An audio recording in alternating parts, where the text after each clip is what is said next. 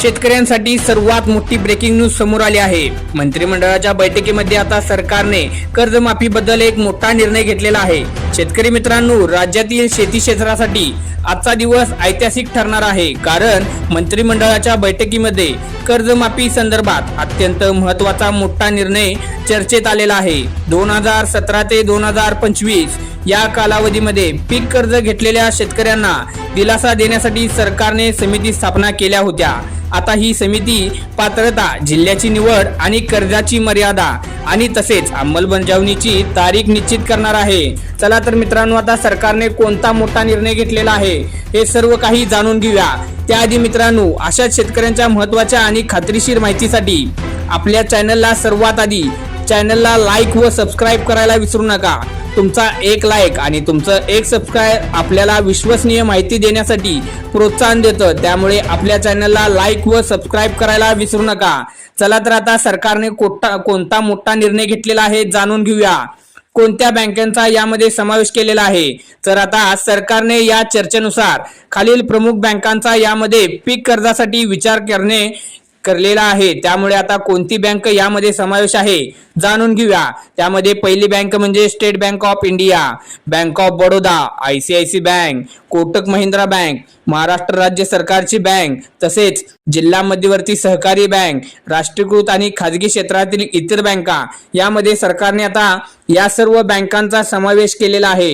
तसेच पहिल्यांदा सरकारने कोणत्या शेतकऱ्यांना प्राधान्य दिले आहे जाणून घेऊया। सरकारने स्पष्ट संकेत दिले आहेत की लघु आणि सीमांत शेतकऱ्यांना पहिल्या टप्प्यामध्ये पहिल्यांदा प्राधान्य दिले जाईल। म्हणजेच ज्या शेतकऱ्यांकडे 1 एकर ते 2 एकर पर्यंत जमीन असलेली शेतकरी आहेत त्या शेतकऱ्यांना प्रामुख्याने प्राधान्य आहे। तसेच आर्थिकदृष्ट्या दुर्बळ घटकातील शेतकऱ्यांना सुद्धा यामध्ये प्रामुख्याने पहिल्यांदा प्राधान्य मिळणार आहे। त्याबरोबरच 2017 ते 2025 दरम्यान नियमित कर्ज घेतलेले शेतकरी आणि शेती उत्पादनासाठी वापरलेले कर्ज या शेतकऱ्यांना पहिल्यांदा प्राधान्य दिलं जाणार आहे। त्याचबरोबर शेतकरी मित्रांनो, आता 12 जिल्ह्यांचा पहिला टप्पा कसा जाहीर करण्यात आला आहे चला तर जाणून घेऊया। पहिल्या टप्प्यामध्ये 12 जिल्ह्यांची निवड केली जाणार आहे अशी चर्चा चालू आहे। या जिल्ह्यांची निवड शेती नुकसान किती झाला आहे, दुष्काळ किती पडला आहे, अतिवृष्टी, नैसर्गिक आपत्ती आणि कर्जबाजारांच्या प्रमाणावर हे सर्व आधारित असू शकतं। त्याबद्दल अंतिम यादी जेव्हा शासन निर्णय जाहीर करेल तेव्हाच हे सर्व काही स्पष्ट होईल। आता यामध्ये सर्वात नियम कर्जफेड करणाऱ्या शेतकऱ्यांबद्दल काय सांगितलं आहे सरकारने चला जाणून घेऊया। नियमित कर्जफेड करणाऱ्या शेतकऱ्यांसाठी काय नियम लागू करण्यात आलेले आहेत? जे शेतकरी वेळेवर कर्जफेड करतात त्यांच्यासाठी सरकार वेळोवेळी प्रोत्साहन योजना आणू शकते।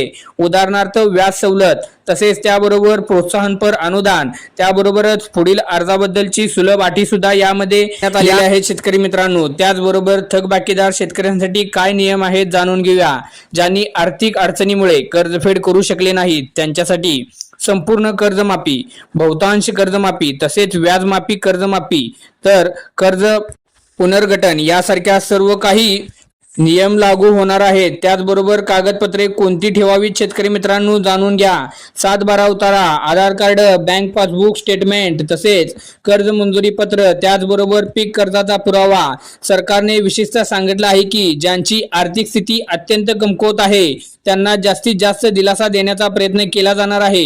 त्यामुळे पात्रतेसाठी योग्य कागदपत्रे सादर करणं अत्यंत महत्त्वाचं ठरणार आहे मित्रांनो। त्याबरोबर अंमलबजावणीची संभाव्य प्रक्रिया कशी असणार आहे जाणून घेऊया।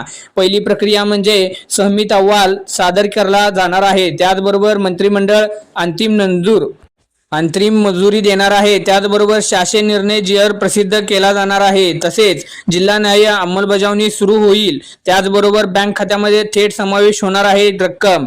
आता तुम्हाला सांगतो मित्रांनो, शेतकरी मित्रांनो, 2017 ते 2025 या कालावधीत तुम्ही जर पीक कर्ज घेतले असेल तर ही माहिती तुमच्यापर्यंत अत्यंत महत्त्वाची पोहोचणे गरजेचं आहे। अधिकृत शासन आदेश नियमापर्यंत अफवांवर विश्वास ठेवू नका। खालील सर्व कागदपत्रे तयार ठेवा आणि शासन अधिकृत घोषणा केल्याशिवाय या सर्व गोष्टींवर तुम्ही लक्ष देणं गरजेचं आहे। त्याचबरोबर अशा महत्त्वाच्या शेतकरी योजनांच्या अपडेटसाठी, कर्जमाफीच्या अचूक तारखेसाठी आणि जिल्ह्याच्या अंतिम यादीसाठी आपल्या चॅनलला सबस्क्राईब करा। त्यामुळे काय होईल, जर तुम्हाला सर्व काही अपडेट्स लवकर मिळत राहतील। त्याचबरोबर आपल्या चॅनलला लाईक, शेअर व सबस्क्राईब करायला विसरू नका। पुन्हा भेटूया तुमच्या महत्त्वाच्या अपडेटसह। तोपर्यंत धन्यवाद मित्रांनो।